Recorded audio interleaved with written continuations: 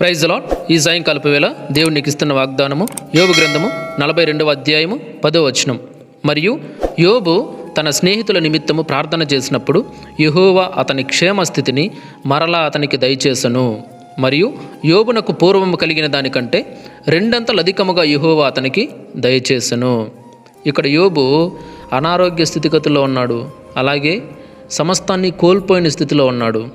అలాంటి సమయంలో యోబు తన స్నేహితుల నిమిత్తము ప్రార్థన చేసినప్పుడు యెహోవా ఆ ప్రార్థన విని యోబుకి క్షేమ స్థితిని మరలా దయచేశాడనమాట. అలాగే యోబు ఏమైతే కోల్పోయాడో దానికంటే రెండంతలుగా అధికంగా యెహోవా యోబుకి దయచేశాడు. మనం కూడా అంతే. ఇతరుల క్షేమం, ఇతరుల కొరకు ప్రార్థన చేసినప్పుడు మన శత్రువు అయినా సరే వారి కొరకు ప్రార్థన చేస్తామంటే మనం కోల్పోయింది దేవుడు ఇస్తాడు, మనకు అవసరమైన ప్రతిదీ ఇస్తాడు, మనకు క్షేమ స్థితిని దేవుడు ఇస్తాడు. Praise the lord. కాబట్టి మన కొరకు ప్రార్థన చేసుకోవడం కాదు, కానీ ఇతరుల కొరకు ప్రార్థన చేయాలి. నీ శత్రువులైనా సరే వారి కొరకు కూడా నువ్వు ప్రార్థన చేయాలి. చేసినప్పుడే దేవుడు నీ జీవితంలో గొప్ప గొప్ప కార్యాలు చేస్తాడు.